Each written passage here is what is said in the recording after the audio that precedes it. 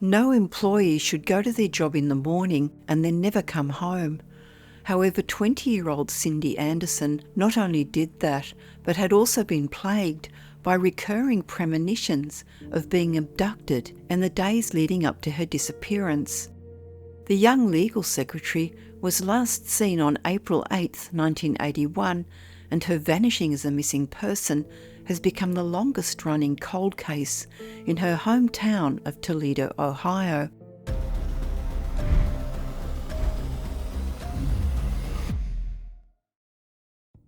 Born in 1962, Cynthia Anderson, known as Cindy for short, had been working for a local legal firm, although she had recently given notice and had just 10 days left before she would be moving on to studies at a Bible college. Sadly, she would never achieve that goal. There are some very strange elements to Cindy's disappearance. About a year earlier, she had started experiencing a series of frightening dreams which took the form of bizarre premonitions, during which she was abducted from her home and slain by a known acquaintance. Initially, Cindy confided in her mother, Margaret, about the horrible nightmares, but she did not seem to take them seriously. In one of these recurring dreams, the acquaintance she allows in the door betrays her trust.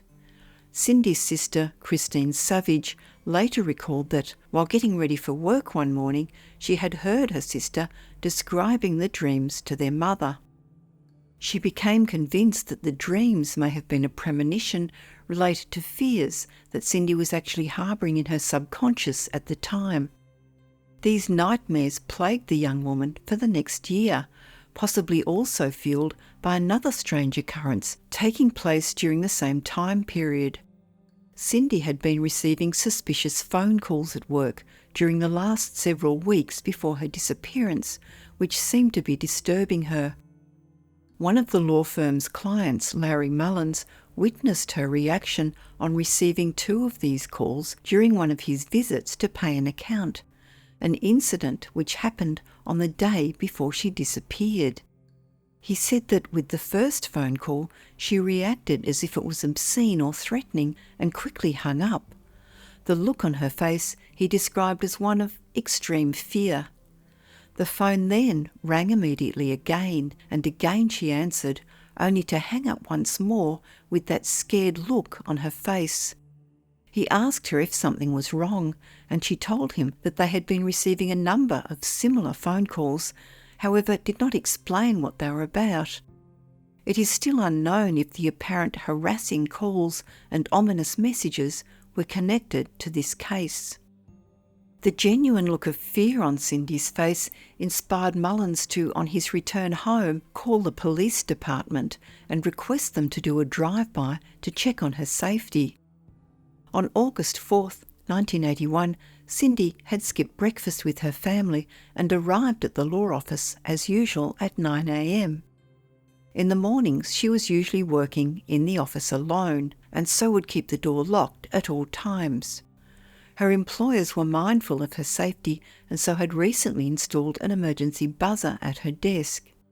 In the event of any trouble, she was able to immediately alert the shop next door to summon for help. On that particular day, 2 of the lawyers, Jim Rabbit and Jay Feldstein, arrived at the office at midday after a morning meeting. According to Rabbit's account, when the pair reached the door of the office, they found that the lights were on and the door was locked. They unlocked the door, entered inside and shouted for Cindy and received no answer. Usually if Cindy had left the office for any reason, she would place the phones on hold, but that had not been done. There were signs that Cindy had been present, with the radio, lights and air conditioner all switched on, while the lawyers' desks had been prepared for the day's work, which is what she usually did. Normally Cindy would also open the door to receive any letters delivered by the mailman, but the mail had obviously not been claimed and had been stuffed between the front door handles. Equally strange was that Cindy had not left a note on the door, which was her usual practice whenever she had to briefly leave the office during work hours. There was no sign of her anywhere in the building, and her employers finally called the police at 2:30 p.m. A bizarre detail noticed by Rabbit was that a romance novel Cindy was reading had been left open on her desk, and he was surprised to find it was opened to the only violence scene, where the main female character is abducted at knife point. He commented that it wasn't until really looking at the book and reading that passage in particular that he had a sickening awareness that something was wrong. The day of Cindy's disappearance, the Toledo police immediately began a search for clues as to her whereabouts or fate. Cindy's car keys and purse were missing and never found. However, the office was undisturbed, and according to the investigators, there was no indication of a struggle. Due to the fact that no phone calls were answered by Cindy after 10 a.m, it was determined that she was abducted at around that time, with the last sighting of her at 9:45 a.m. Police found her Chevrolet Citation car locked and parked in the parking lot outside of the law office. Searches of the office and her family home indicated no sign of a struggle or foul play, and her family were eliminated as suspects. It was later revealed that Cindy's bank account, which contained considerable savings, was never touched, and since then her social security number has never shown up in connection with any other workplace. It was and remains a complete mystery as to how and why Cindy disappeared. Cindy grew up in a strict religious environment, within her family consisting of her parents, sister Christine and 2 brothers. All her family members, her boyfriend and most of her social circle were devout Christian fundamentalists and would be questioned as persons of interest in the case of her disappearance. Her father, Michael Anderson, described her as very quiet and obedient and with lots of friends. Of course, one theory at the time was that Cindy had contrived her own disappearance in order to disengage from her possibly controlling family and change her life. However, Christine had no idea why she would leave on her own, saying that at the time she vanished, there were no apparent circumstances that would have caused her to have run away. She said that Cindy was looking forward to leaving her job in 2 weeks and very excited about attending a Bible college with her boyfriend.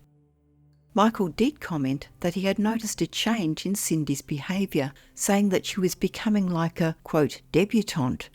This meant spending more time on her appearance and self-care, which included skipping breakfast, something he found problematic but may sound normal for a 20-year-old.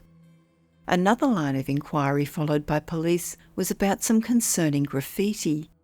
An unidentified man had spray-painted "I love you, Cindy" by GW on a wall outside the office. Cindy had first noticed the scrawled sign 10 months before her disappearance, and it had been visible for 6 months before it was painted over. She was upset when, just a few weeks later, the message appeared again. Police interrogated several men with the initials GW, including a maintenance worker who had keys to the office. However, no evidence directly linked the man to her disappearance, and sometime after this, another woman named Cindy claimed that her boyfriend, who had the initials GW, had written both signs about her. In September 1981, a month after Cindy was last seen, a strange phone call suggested a new lead to police. An anonymous woman called to report that she believed Cindy was being held captive in the basement of a white house. She stated that she, the caller, was scared and spoke in low whispers, repeating that she had to go, while the officer answering the phone kept begging her to stay on the line and provide more information, an exact address or anything they could act on. A short time later, the woman again called, describing 2 white houses side by side owned by the same family. She stated that the family was out of town, but that their son was at home and holding Cindy captive in the basement. The police checked street after street to locate the 2 adjacent houses, but were unable to identify any positive location for the house. Suspects were investigated on the basis that Cindy had seemingly left the law office willingly with someone she knew and trusted. This makes her recurring premonition, in which she agreed to accompany her abductor as a person to be trusted, all the more cogent and chilling. At that time, 2 serial killers who were brothers, Anthony and Nathaniel Cook, were known to Toledo police, one of whose victims had worked in the same shopping mall as Cindy. However, although she fitted their MO, they were cleared of involvement, partly because they always left their victims' remains visible, whereas there was no trace of Cindy to be found. A more telling lead was not to surface until 1995, when the uncovering of a drug trafficking ring led to the federal court indictment of 9 people. One of these was Richard Neller, Cindy's former employer. Neller had been arrested for his connection with Jose Rodriguez Jr., whom he not only represented as his attorney, but participated with in his drug operations, which involved the distribution of cocaine and heroin. Police suspected that both were responsible for Cindy's disappearance and murder after she may have overheard their discussions about armed robberies and their expanding drug business. Neither was ever charged due to lack of evidence, but Neller served 70 months in prison for other offences and on his release was barred from ever practising law again. While Rodriguez was on trial for his drug charges, a witness testified that he had disclosed his killing of Cindy. It was claimed that he did so to send a message to Neller because he had not adequately represented him at his previous trial. However, police were unable to confirm this confession, and information about the location of her remains also yielded nothing. Cindy's grieving mother Margaret passed away due to cancer 2 years after her daughter's disappearance. Her father Michael at one stage wondered if his daughter may be living somewhere with amnesia and appealed for her to return. He hired private investigators to assist in finding Cindy and continued living in the same house and with the same phone number in case she ever returned, until his death in 2008. Cindy's family always maintained that if she had known about illegal drug trafficking, she would have gone to the police or at least informed her family. The mystery of the unexplained phone calls remains, and with it, Cindy's case stays officially unsolved. Cindy has never been seen again, and while there seems strong circumstantial evidence suggesting that she had met with foul play, no forensic proof has ever been found to suggest her possible fate.